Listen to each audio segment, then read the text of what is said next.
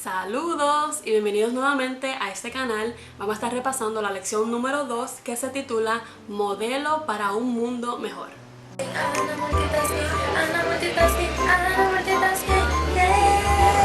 Nuestro versículo de memoria se encuentra en el libro de Levítico, capítulo 19, versículo 18, que dice lo siguiente: No te vengarás ni guardarás rencor a los hijos de tu pueblo, sino amarás a tu prójimo como a ti mismo. Eso es algo que hemos escuchado anteriormente, ¿verdad? Porque en la lección pasada nosotros hablamos cómo Dios creó el mundo y cómo ideó al hombre para que viviera en una tierra perfecta, linda, hermosa, sin ninguna enfermedad, ni muerte, ni dolor, ni nada de eso. Pero el ser humano pecó. Entonces, si seguimos leyendo la Biblia, vamos a encontrarnos en el libro de Éxodo. Y en el libro de Éxodo, entonces, vemos al pueblo de Israel en esclavitud, en servidumbre en la tierra de Egipto. Entonces, Dios llama a este patriarca, este libertador, que es antitipo de Jesús, a Moisés. Entonces, por ese medio, el Señor libera a su pueblo con mano dura, mano fuerte, con el poder de lo alto, con maravillas, con cosas como que, wow, un montón de cosas súper cool. Te exhorto a leer el libro de Éxodo, porque te va a volar la cabeza. Pues libera al pueblo, entonces él instituye diferentes reglas y métodos de convivencia para esta nueva sociedad que tenía que entonces aprender cosas de Egipto, de cómo eran esclavos, de su manera de vivir. Entonces ahora una nación que le sirviera al Señor, que tuviese sus reglas y su sociedad de manera que a todos le beneficiara, especialmente a los extranjeros, los huérfanos, las viudas, especialmente los levitas, que no se dedicaban a tener ganancias ni a trabajar la tierra, sino que estaban destinados para el sacerdocio, para trabajar en el tabernáculo. Entonces vamos a ver en esta lección diferentes métodos, diferentes instrucciones y ordenanzas que le da el Señor al pueblo de Israel para que ellos se rigieran en esta nueva sociedad y atendieran a todas las personas, tanto ricos como pobres, personas que estaban desafortunadas, marginadas de la sociedad también. Y qué podemos aprender sobre estas lecciones y estas ordenanzas y cómo podemos entonces implementarlas en nuestra vida ahora. Si vamos al libro de Éxodo capítulo 3, que es cuando Dios llama a Moisés, vemos en los versículos 6 y 7 algo bien específico que le habla Dios a Moisés. Le dice: y dijo, yo soy el Dios de tu padre, Dios de Abraham, Dios de Isaac y Dios de Jacob. Entonces Moisés cubrió su rostro porque tuvo miedo de mirar a Dios. Y dijo luego Jehová: bien he visto la aflicción de mi pueblo que está en Egipto y he oído su clamor a causa de sus exactores, pues he conocido sus angustias. Entonces más adelante, en el versículo 17, vemos que Dios entonces le dice a Moisés para que le diga al pueblo: yo os sacaré de la aflicción de Egipto a la tierra del cananeo, del eteo, del amorreo, del fereceo, del heveo y del jebuseo, a una tierra que fluye leche y miel. Dios está pendiente del pueblo de Israel y le promete que si siguen sus ordenanzas y lo siguen a él, confían en él, creen en él full, entonces él los va a sacar y los va a poner en una tierra prometida que fluye leche y miel. Y así Moisés lo creyó y todos los ancianos y todo el pueblo también lo creyó, porque lo vemos en el capítulo 4:31. Dice: el pueblo creyó, y oyendo que Jehová había visitado a los hijos de Israel y que había visto su aflicción, se inclinaron y adoraron. Esa fue la respuesta. ¿Cuán importante es para ti saber que Dios conoce y está pendiente del sufrimiento del ser humano, de tus situaciones, de tus problemas? ¿Qué te hace sentir y cómo tú respondes a eso? ¿Respondes como aquí en Éxodo 4:31? ¿Respondes con alabanza y con adoración? Porque Él te está escuchando, está pendiente, no solamente a tus necesidades, tus preocupaciones y tus problemas, sino a la de todo el mundo alrededor del mundo. Entonces seguimos leyendo el libro de Éxodo y llegamos a Éxodo 20, cuando Dios le da entonces estas ordenanzas. Era como la constitución del pueblo de Israel, los 10 mandamientos. Hace muchos años yo vi un video de un señor que estaba enseñándole a sus hijos o a sus hijas los 10 mandamientos usando los dedos, y algunos me acuerdo, otros no, pero el primer mandamiento es: no tendrás dioses ajenos delante de mí. Está apuntando a Dios, ok, un solo Dios.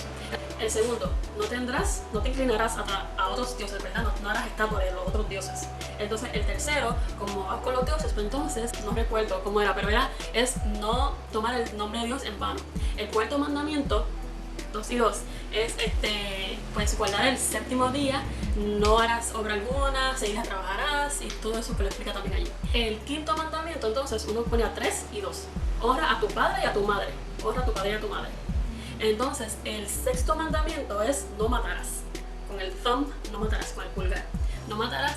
El séptimo mandamiento, recuerda que hay como que dos personas aquí, entonces no adulterarás. Father and mother juntos, ¿verdad? No adulterarás. El octavo mandamiento, o era así, no robarás, creo que era como que así, no robarás. El noveno mandamiento es no decir falso testimonio, no mentir, ¿sabes? No, entonces el décimo mandamiento es no codiciarás, no codiciarás. Si encuentro el video, entonces lo voy a dejar aquí abajo para que también se lo aprenda. Está en inglés, pero tiene los mandamientos con los dedos. Pues el Señor le da estas ordenanzas, esta constitución al pueblo de Israel, los 10 mandamientos. Y también vemos el resumen de los 10 mandamientos cuando Jesús habla de esto en Mateo capítulo 22. Él le dice al pueblo de Israel en aquel momento: amarás al Señor tu Dios con todo tu corazón, con toda tu alma, con toda tu mente. Este es el primero y grande mandamiento. Los primeros 4 mandamientos hablan sobre Dios. No tendrás dioses ajenos, no te harás imagen, no dirás, no tomarás el nombre del Señor tu Dios en vano, y vas a guardar el sábado porque Dios te creó, porque Dios te sacó de Egipto. Todo es sobre Dios. Entonces los otros 6 mandamientos, que comienzan con honra a tu padre y a tu madre, no matarás, no adulterarás, no, todas esas cosas, va hacia el prójimo. Entonces Jesús habla sobre esto en el versículo 39, dice: y el segundo es semejante, amarás a tu prójimo como a ti mismo. De estos 2 mandamientos penda toda la ley y los profetas. O sea, la ley y los 10 mandamientos y todas las demás ordenanzas pues se rigen sobre estas 2 cosas: amar a Dios y amar al prójimo. De eso se tratan los 10 mandamientos. Esa es la ordenanza que Dios le dio al pueblo de Israel para que la sociedad entonces trabajara efectivamente. Esa era parte del modelo para una buena sociedad.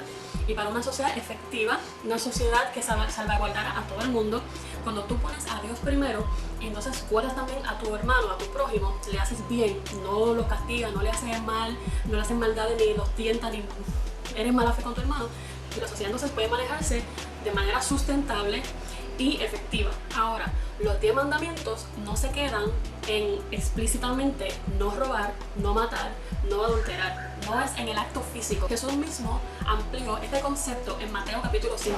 Decía: tú dices no adulterarás, pero yo digo que si tú codicias en tu mente a una mujer, pero están hablando a los hombres de este tiempo, si tú piensas y codicias en tu mente a una mujer, que tú estás adulterando. Tú dices no matarás, pero yo te digo, si tú piensas o tú le dices a tu hermano que es estúpido, que es un bobo, que es un idiota, esas son las palabras, ¿verdad? Fatuo, todas esas cosas. Tú estás matando a tu hermano, pues estás despreciando a tu hermano. Entonces, tú estás como que, yo no estoy matando porque no estoy tirando, como que, tirándole un tiro a alguien o apuñalando a alguien o whatever, pero tú estás en tu mente y con tus palabras estás matando a la gente, que estás despreciando a tu hermano, y tú tienes que amar a tu prójimo. Patriarcas y Profetas, en las páginas 280 y 281, también nos dice que todo acto de injusticia que contribuya a abreviar la vida es no matarás. Todo descuido egoísta que nos impida cuidar a los necesitados y a los sufrientes también. Entonces también con esto de robar nos dice Patriarcas y Profetas que también incluye el tráfico de esclavos y prohíbe las guerras de conquista. Requiere el pago de las deudas y de salarios justos. Y también prohíbe toda tentativa de sacar provecho de la ignorancia, de la debilidad o la desgracia de los demás. Tú te aprovechas de eso.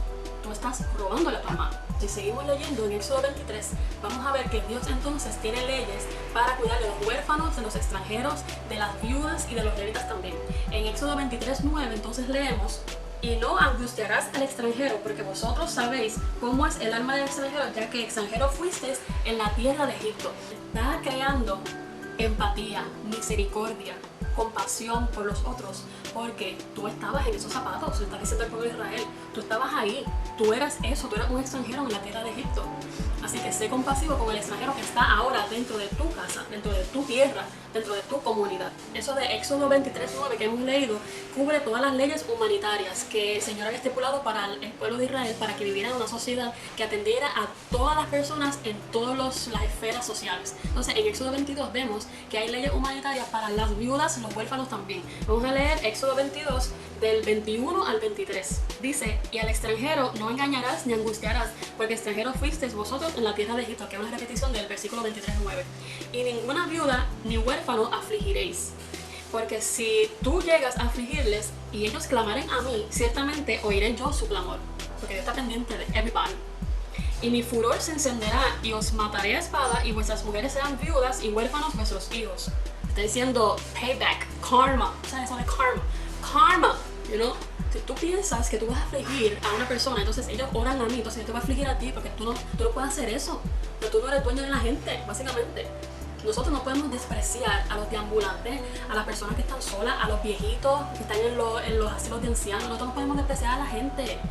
Tú no puedes despreciar, tú no puedes darle de codo a alguien porque sea una minoría en la sociedad, porque sea una persona en el margen de la sociedad. Porque tú no los creaste, porque tú no eres dueño de ellos. Porque te llama que si tú eres creyente, eres cristiano, tú ames a tu prójimo como a ti mismo. Desde Levítico, esa fue nuestra lectura bíblica, desde Levítico nos está diciendo eso el Señor, nos está enseñando desde Génesis, de hecho. Pero de Levítico específicamente, y Jesús lo repite, esto es de los 2 grandes mandamientos, es amar a Dios y amar al prójimo. Tú no puedes despreciar a la gente. Tú no eres mejor que la gente, todos somos pecadores, estamos en lo mismo, Así que nuevamente el Señor está fomentando en los israelitas que tengan conciencia de las personas a su alrededor, de quienes están en sus comunidades, que estemos pendientes a no dejar fuera a esas personas, sino a verle en nuestras manos, nuestras ganancias, todas nuestras cosas, nuestros recursos que Dios nos da a estas personas que son tan necesitadas. Hay un concepto bien interesante que se explica aquí en la lección que se titula el segundo diezmo. Cuando te hablas de diezmo, quizás para ti lo que más rápido viene a tu mente es Malaquías 3:10, porque lo hemos repetido forever, por los siglos de los siglos en la iglesia.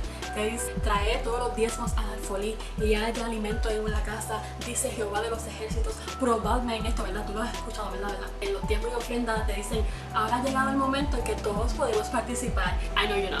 I know you know. ¿Por qué sabes dónde viene eso? Vamos a Deuteronomio. En Deuteronomio, entonces, el Señor le da la ley del diezmo al pueblo de Israel. Entonces, esta ley del diezmo lo estamos encontrando en Deuteronomio capítulo 14, del 22 en adelante. Pues el diezmo es el 10% de todas las cosas. Diezmo. 10% de nuestros ingresos para nosotros sería el net income. Después de todas las deducciones, los taxes y todo eso, lo que queda de nosotros, entonces eso sacamos el 10% y se lo devolvemos al Señor. Es una devolución por lo bueno que ha sido Dios y porque eso le pertenece también. Entonces, aparte de los diezmos, también tenemos en nuestro sobre de diezmos, se nos explica que hay la parte de las ofrendas. Entonces, eso es conforme a las bendiciones, conforme a la bondad del Señor. El 10% es lo que a Dios le corresponde y la ofrenda es, entonces, de acuerdo a la bondad del Señor, lo maravilloso dice como que Dios me ha dado más de lo que me merezco. Toma el Señor, para que se siga llevando el Evangelio, para que las personas conozcan de Jesucristo, para apoyar este ministerio, para apoyar este departamento en la iglesia. Esta es mi ofrenda, para que hayan sillas buenas, para que haya aire acondicionado en la iglesia, para que los niños en el ministerio infantil tengan una mochila, un bulto para hacer diferentes cosas. Tú puedes ofrendar para diferentes cosas dentro de la iglesia y lo puedes poner en el sobre de diezmo. El sobre de diezmo de la Unión Puertorriqueña lo han rediseñado. A mí me encanta porque explica bien lo que es cada diezmo y para qué la iglesia en Puerto Rico utiliza lo que ponemos ahí en el sobre. Mira, yo tengo uno aquí, a ver si se ve. ¿Ve? Pusieron la séptima columna del sábado, entonces aquí en la parte de atrás muestra para qué es cada partida de $1, por ejemplo, de 100%, pues 10% va a este lado, 10%, así. Te lo va explicando cada cosa, cómo se usa en Puerto Rico. Y está bueno porque es bueno tener eso claro. Entonces, aquí adentro, tú puedes poner, te explica para qué los diezmos, para qué son las ofrendas. Y entonces tú pones tu nombre aquí, tú pones los diezmos, pones ofrendas. Aquí te pone algunas ofrendas, sugerencias de ofrendas específicas, pero aquí en la parte de otros, entonces tú puedes poner los ministerios que tú quieras ayudar, o una persona, servicio de viaje misionero o algo. Entonces tú pones el total. Si tienes algún recibo o algo, pues aquí la tesorera va a poner aquí, o tú puedes poner aquí un recibo de reembolso. Entonces pones todas las cosas aquí, lo sellas y ya. Entonces cuando pasen los diezmos y ofrendas en tu iglesia, pues lo echas en el platito y entonces ya vas a saber, de acuerdo con esto, para dónde es que va tu kichén. Lo importante es que sepas que los diezmos se utilizan para apoyar a los levitas de nuestro tiempo, o sea, los pastores, los ministros, y también para la evangelización, para que estas personas sepan de Jesús. Las ofrendas entonces van para cosas específicas que tú deseas ofrendar, o puede ser ofrendas sueltas, como se le dice también, que entonces se reparte dentro de los departamentos, dentro de las diferentes misiones que tiene la iglesia local específicamente. También la lección nos dice que según los israelitas en la antigüedad, ellos no se limitaban solamente al 10%. 10% eran puntos de partida, porque Dios no solamente quiere el 10%. Dios solamente no quiere un día de la semana, los sábados. Él quiere que tú lo hagas todos los días de la semana. Él no quiere el 10%, Él quiere todo de ti. Él quiere todo tu ser. No quiere solamente como que el 10% de tu cuerpo. Él quiere todo tu cuerpo. Tu cuerpo es templo del Espíritu Santo. Él quiere todo. Pues entonces los israelitas de la antigüedad tenían ese concepto claro en su mente y dijeron, 10%, pues si el Señor es maravilloso. Entonces algunos daban el cuarto, un cuarto, o sea, el 25% o un tercio, el 33% de sus ingresos, de sus ganancias, se lo daban para que el 10% que era el Señor, entonces el resto, ese otro 15%, ese 20 y pico de por ciento, eso se utilizaba para sostener a los sacerdotes, a los huérfanos, a las viudas, a los extranjeros. Todo el mundo estaba bien. Entonces esa sociedad, todo el mundo estaba satisfecho, todo el mundo tenía alimento constantemente, tenía techo constantemente, tenía protección, tenía de todo, porque todo el mundo era dadivoso y cumplía la ley y daba hasta de más.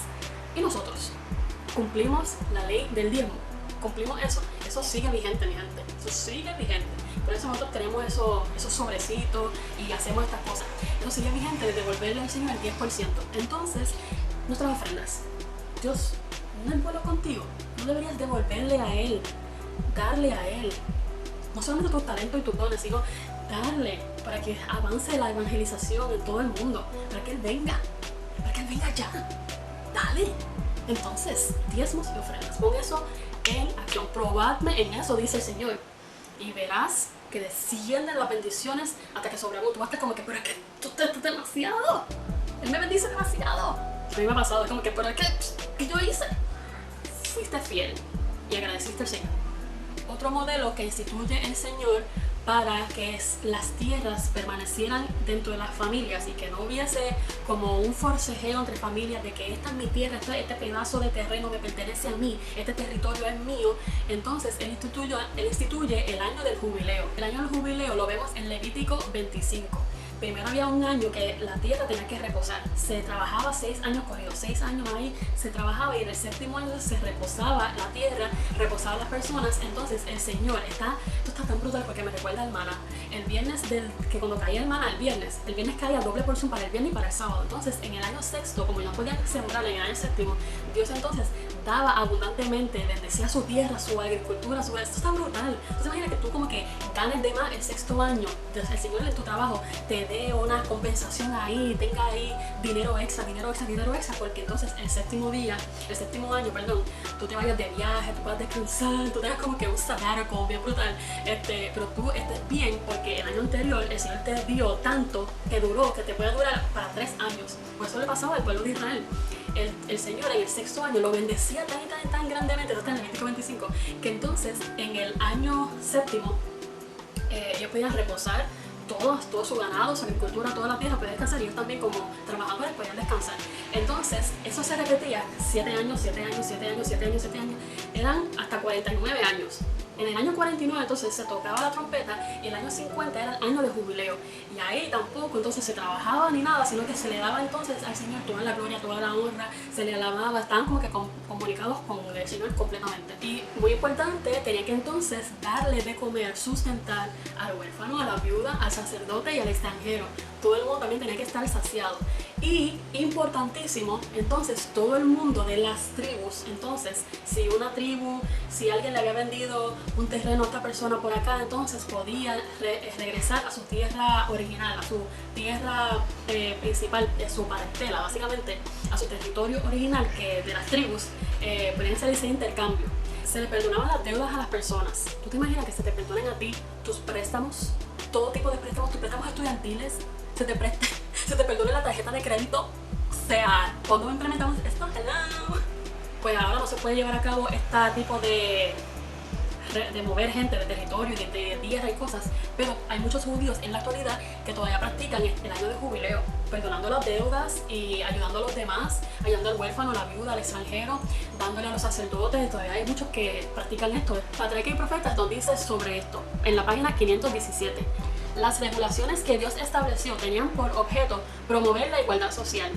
Las provisiones del año sabático y del jubileo habrían de corregir en gran medida lo que en el intervalo se hubiese desquiciado en la economía social y en las políticas de la nación, porque el Señor no quería que las personas explotaran a los demás, que hubiese esclavitud, que hubiese venta de terreno, porque el terreno no le pertenecía a ellos, porque vemos en el Salmo 24 que de Dios es la tierra y su plenitud. Entonces no quería que hubiese esta batalla que la vemos ahora, de que las personas se están peleando por territorio, se están peleando por aceite, por recursos naturales, por un montón de cosas. Pues él quería establecer un modelo perfecto de la sociedad para que hubiese esa convivencia bien, hubiese empatía, compasión, misericordia los unos con los otros, y supieran que Dios es su creador, que Dios es el que da las bendiciones, que Dios es el que rige al mundo a la perfección, y que entonces debía este pueblo adorarlo a Él en espíritu y en verdad.